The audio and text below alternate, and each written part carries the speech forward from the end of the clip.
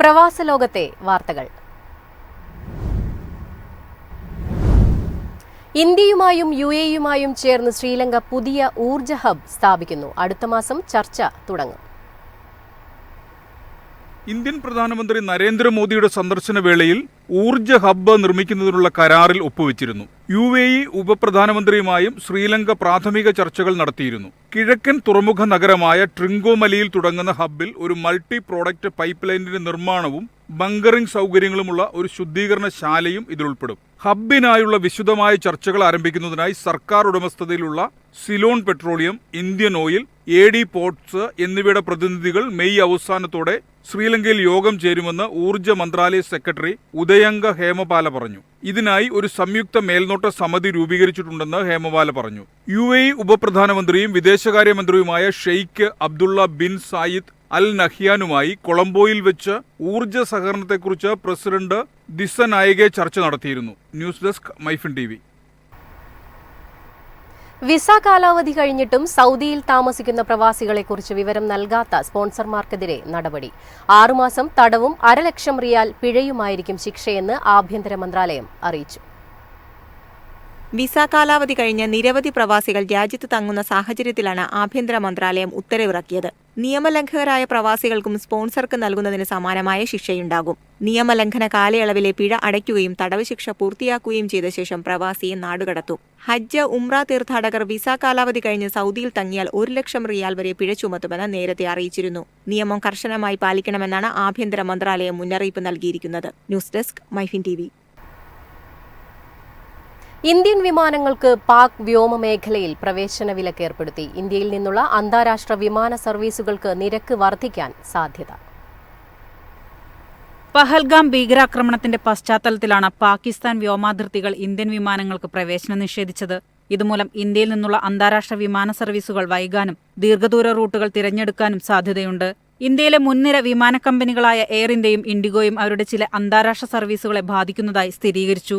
വടക്കേ America, UK, Europe, Middle East എന്നിവിടങ്ങളിലേക്കുള്ള സർവീസുകൾ ഇനി മുതൽ ബദർ റൂട്ടുകൾ സ്വീകരിക്കുമെന്ന് എയർ ഇന്ത്യ പ്രഖ്യാപിച്ചു. ദീർഘമേറിയ വിമാന റൂട്ടുകൾ ഇന്ധനോപഭോഗം വർദ്ധിപ്പിക്കുന്നതിലേക്ക് നയിക്കും. ഇത് എയർലൈനുകളുടെ പ്രവർത്തന ചെലവ് വർദ്ധിപ്പിക്കും. അധിക ഇന്ധനത്തിന്റെ ആവശ്യകത കാരണം എയർലൈനുകൾക്ക് പേലോഡ് പ്രശ്നങ്ങളും നേരിടേണ്ടി വരും. ഇതിനാൽ അവർക്ക് കൊണ്ടുപോകാൻ കഴിയുന്ന യാത്രക്കാരുടെയും ബാഗുകളുടെയും എണ്ണം കുറയ്ക്കുന്നതിന് സാധ്യതയുണ്ട്. ഇന്ത്യൻ വിമാന കമ്പനികൾ തങ്ങളുടെ വ്യോമാതിർത്തി ഉപയോഗിക്കുന്നത് പാകിസ്ഥാൻ വിലക്കുന്നത് ഇതാദ്യമല്ല. 2019 പുൽവാമ ഭീകരാക്രമണത്തെ തുടർന്ന് ഇന്ത്യൻ വ്യോമസേന ബാലക്കോട്ടിൽ വ്യോമാക്രമണം നടത്തിയതിനുശേഷവും സമാനമായി ഒരു അടച്ചുപൂട്ടൽ ഏർപ്പെടുത്തിയിരുന്നു. News desk MyFin TV. സൗദിയിൽ തൊഴിൽ കരാറില്ലാതെ 60 ദിവസത്തിലധികം തങ്ങിയാൽ കേസെടുക്കും. പ്രവാസികൾ തൊഴിൽ കരാർ കാലാവധിയിൽ ശ്രദ്ധ ചെലുത്തണമെന്ന് ലേബർ ഓഫീസ് മുന്നറിയിപ്പ് നൽകി. തൊഴിൽ കരാറില്ലാതെ 60 ദിവസത്തിലധികം സൗദിയിൽ തങ്ങിയാൽ ഹുറൂബായി പരിഗണിക്കുമെന്ന് ലേബർ ഓഫീസ് അറിയിച്ചു. തൊഴിലുടമയുടെ കീഴിൽ നിന്ന് ഒളിച്ചോടിയെന്ന് രേഖപ്പെടുത്തി കേസെടുക്കുന്ന നടപടിക്രമത്തെയാണ് ഹുറൂബ് എന്ന് പറയുന്നത്. തൊഴിൽദാതാവ് ജോലിയിൽ നിന്നും ഒഴിവാക്കുകയോ മറ്റെന്തെങ്കിലും കാരണത്താൽ തൊഴിൽ നഷ്ടപ്പെടുകയോ ചെയ്ത ശേഷം ഖിവ പോർട്ടലിൽ കരാർ റദ്ദു ചെയ്ത മറ്റൊരു തൊഴിൽ കണ്ടെത്താനുള്ള പരമാവധി കാലാവധി 60 ദിവസമാണ്. ഈ 60 ദിവസത്തിനുള്ളിൽ തൊഴിലാളി മറ്റൊരു തൊഴിൽദാതാവിനെ കണ്ടെത്തുകയും സ്പോൺസർഷിപ്പ് മാറുകയും ചെയ്യണം. ഹുറൂബായാൽ പിന്നീട് നാടുകടത്തൽ കേന്ദ്രം വഴി സൗദിയിൽ നിന്നും നാടുകടത്തപ്പെടുകയും ചെയ്യും. ഈ നിയമം നിലവിൽ വന്നതോടെ മലയാളികൾ ഉൾപ്പെടെയുള്ള പ്രവാസികൾ പ്രതിസന്ധിയിലായിരിക്കുകയാണ്. News desk MyFin TV. വിദേശ വിദ്യാർത്ഥികളുടെ വിസ റദ്ദാക്കാനുള്ള ട്രംപ് ഭരണകൂടത്തിന്റെ നീക്കം കോടതി തടഞ്ഞു. ഇന്ത്യക്കാർ ഉൾപ്പെടെയുള്ള വിദ്യാർത്ഥികൾക്ക് ഇത് ആശ്വാസമാകും. ജോർജിയയിലെ US ഡിസ്ട്രിക്ട് കോടതിയുടേതാണ് വിധി. വിദ്യാർത്ഥികൾക്കെതിരായ നാടുകടത്തൽ നടപടികൾ കുടിയേറ്റ വകുപ്പ് നിർത്തിവെച്ചു. ഈ വിധി ഇന്ത്യൻ വിദ്യാർത്ഥികൾക്കാണ് ഏറ്റവും ഉപകാരപ്രദമായത്. അമേരിക്കൻ ഇമിഗ്രേഷൻ ലോയേഴ്സ് അസോസിയേഷന്റെ കണക്കനുസരിച്ച് 327 വിസ റദ്ദാക്കൽ കേസുകൾ 50% ഇന്ത്യൻ പൗരന്മാരാണ്. ഈ വിദ്യാർത്ഥികളിലധികവും F1 വിസയിൽ ഓപ്ഷണൽ പ്രാക്ടിക്കൽ ട്രെയിനിംഗ് പ്രോഗ്രാമിന് ശ്രമിക്കുന്നവരായിരുന്നു. ഇതിനുള്ള അവസരം നഷ്ടപ്പെട്ടാൽ ഇവർക്ക് US-ൽ തൊഴിൽ നേടാനാകില്ല. News desk MyFin TV. UAE-യിൽ ഇന്ധന വിതരണത്തിനുള്ള ഡെലിവറി ചാർജ് പുനഃസ്ഥാപിച്ചു. കോവിഡ് കാലത്ത് നിർത്തിവെച്ച നിരക്കാണ് വീണ്ടും ഏർപ്പെടുത്തിയത്. കഫു എന്ന കമ്പനിക്കാണ് വിതരണ ചുമതല.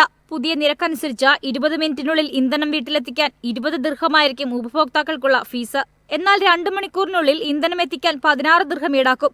അർദ്ധരാത്രി 12 മുതൽ രാവിലെ 6 വരെ ഓർഡർ ചെയ്താൽ 12 ദിർഹമായിരിക്കും നിരക്ക്. ഉപഭോക്താക്കളുടെ ആവശ്യം വർദ്ധിച്ച സാഹചര്യത്തിലും സേവനങ്ങൾ കൂടുതൽ മെച്ചപ്പെടുത്തുന്നതിന്റെയും ഭാഗമായാണ് സേവന നിരക്കുകൾ പുനഃസ്ഥാപിച്ചതെന്നാണ് കമ്പനിയുടെ വിശദീകരണം. 2018-ലാണ് കഫു UAE-യിൽ ഇന്ധന വിതരണ സേവനത്തിന് തുടക്കമിട്ടത്.